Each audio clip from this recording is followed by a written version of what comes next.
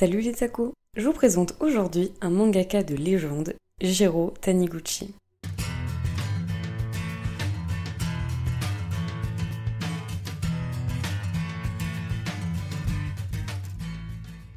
Jiro Taniguchi est un mangaka japonais né en 1947 et décédé en 2017.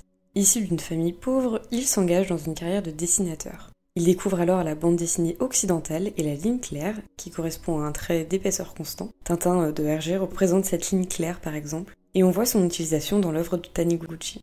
Certains thèmes sont récurrents dans l'œuvre de l'auteur. On retrouve les sujets de la famille, de l'enfance, du quotidien ou encore de la nature.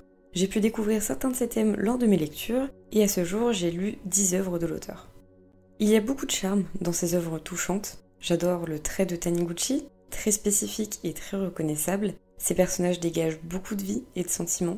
Par ailleurs, les personnages sont très attachants par leur réalité et par leur humanité. Je pense à un personnage comme Abu dans Le Sommet des Dieux. J'aime beaucoup aussi le traitement des thèmes abordés, toujours avec beaucoup de réalisme mais aussi avec douceur.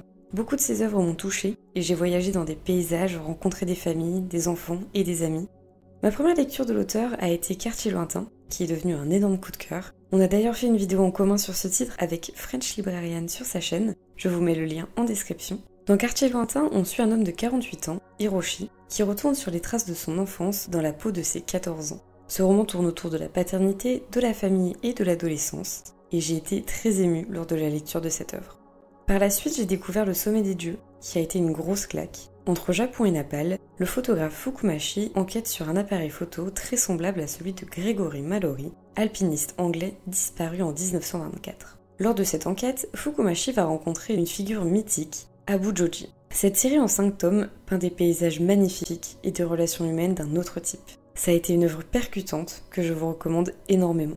Ensuite, j'ai lu des recueils de nouvelles illustrées de l'auteur. J'ai lu Nos compagnons, L'homme qui marche et Terre de rêve. C'était des récits très touchants sur le quotidien et la famille. On suit des hommes et des femmes dans leur vie, leur joie et leur tristesse, et j'ai bien aimé ces lectures.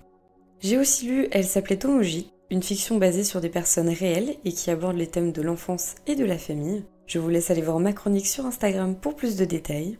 Après, j'ai découvert une œuvre un peu à part, Skyhawk. Le récit se concentre autour de 2 samouraïs exilés aux États-Unis qui vont aider une tribu à lutter contre les Américains qui menacent leur terre. C'était un one-shot assez sympathique mais un peu oubliable. Malgré tout, le style de l'auteur et les décors illustrés étaient sublimes. Ensuite, j'ai lu Les Gardiens du Louvre, dont j'ai aussi posté un avis sur Instagram. C'était une lecture sympathique puisque la bande dessinée était en couleur, mais l'histoire ne m'a pas tant retenu que ça. J'ai aussi découvert Le Sauveteur, un récit qui m'a beaucoup fait penser au Sommet des Dieux, du fait d'un des thèmes principaux, l'alpinisme. Le récit aborde aussi les sujets de la manipulation et de la famille. C'était une bonne lecture, mais pas non plus un coup de cœur. Enfin, j'ai lu sans savoir la dernière œuvre de l'auteur, La Forêt millénaire. Ce premier tome d'une série de 3 propose des peintures de paysages sublimes et laisse une œuvre inachevée.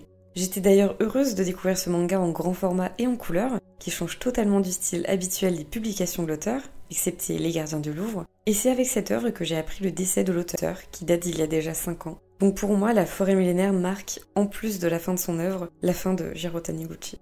Au travers de ces lectures, j'ai vraiment adoré découvrir le travail de l'auteur, et j'espère que cette vidéo vous donnera aussi envie de vous y plonger. Pour terminer, j'avais envie de vous partager quelques mots de Jiro Taniguchi lors d'une interview à Casterman pour La Montagne Magique. Je pense que dans la vie, il y a toujours des événements imprévus, des rencontres inattendues. Et cela peut aussi bien être un moment heureux que triste. Le léger état dépressif dont vous parlez, je le vis moi-même parfois, mais j'ai l'impression que c'est un état nécessaire à l'être humain. Comme il y a la clarté et l'obscurité, la lumière et l'ombre, je pense que si l'homme était toujours dans un état d'euphorie, il exploserait. La mélancolie me semble être une sorte de remède pour équilibrer l'esprit. L'auteur a réalisé de nombreuses interviews auprès de médias français, surtout lors de sa visite en France pour le festival d'Angoulême en 2015, pour lequel il était invité et exposé. N'hésitez pas à y découvrir certaines d'entre elles.